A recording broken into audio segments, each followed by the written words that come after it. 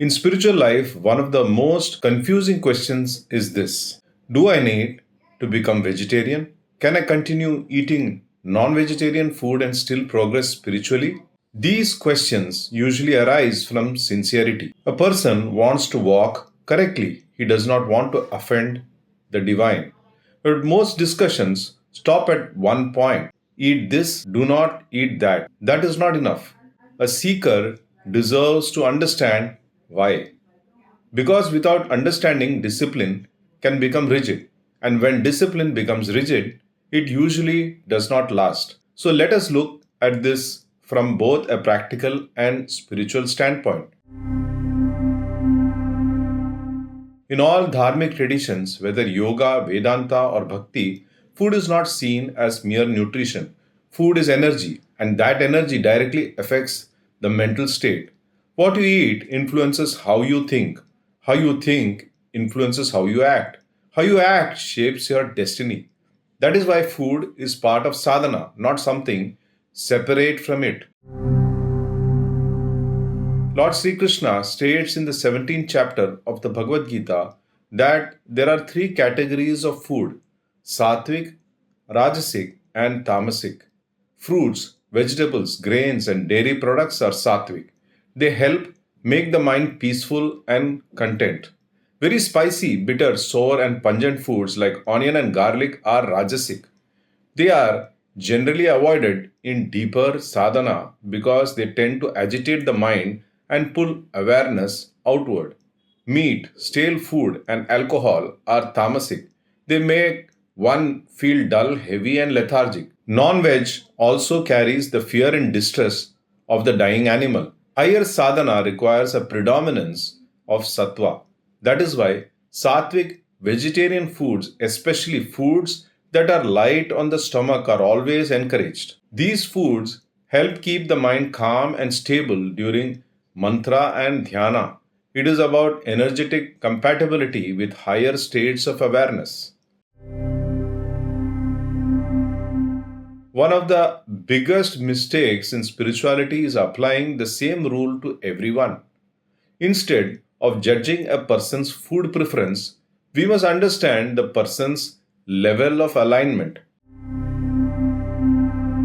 At this stage, a person may not follow strict discipline. Food choices are based on taste, convenience, and cultural background. Spirituality may be present, but is not yet the central aim of life. The mind is still more driven by desires, duties, and responsibilities.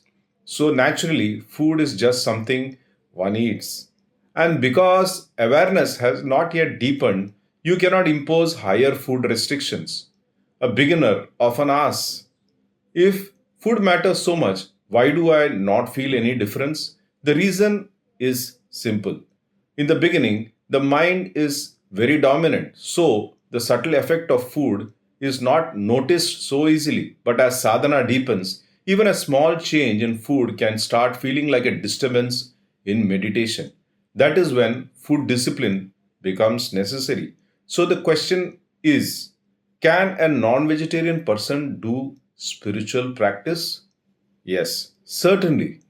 Spiritual practice does not require you to become perfect first. It begins where you are, not where you think you should already be.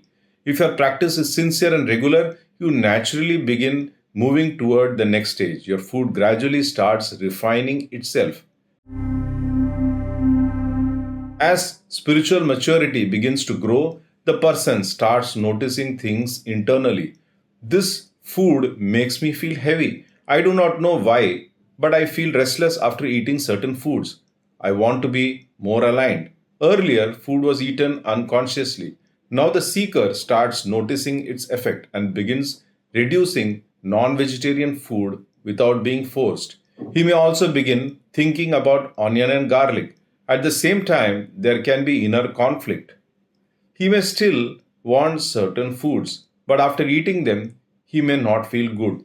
This tension is in fact a sign of gradual transformation. This is also why a guru may tell a seeker to observe food restrictions. Because during sadhana, the mind can create many challenges. It can become hyperactive or it can become sluggish. and both become obstacles during sadhana hours. Simplifying food habits is one of the most effective and practical steps, like lubricating a chain so that the cycle moves smoothly. When the disciple accepts the word of the Guru with faith, progress becomes faster. Then a time comes when the seeker no longer asks, "What should I eat?"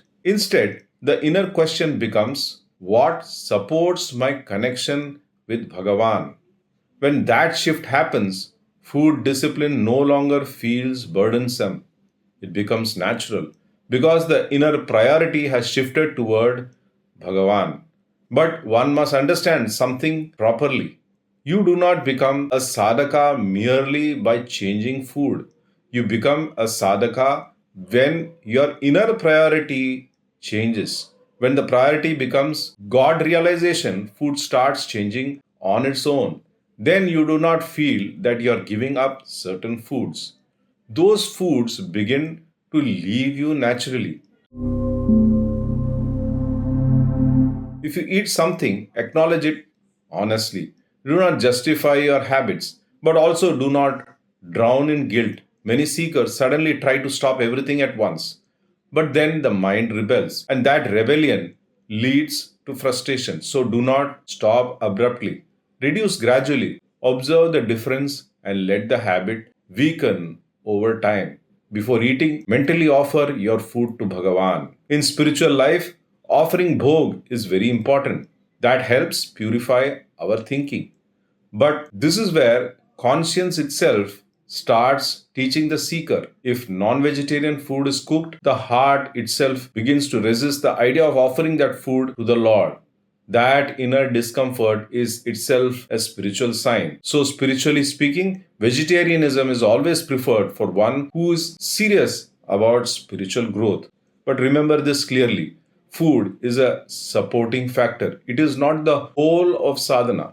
Food does not replace actual sadhana, inner work, sincerity, remembrance, and surrender.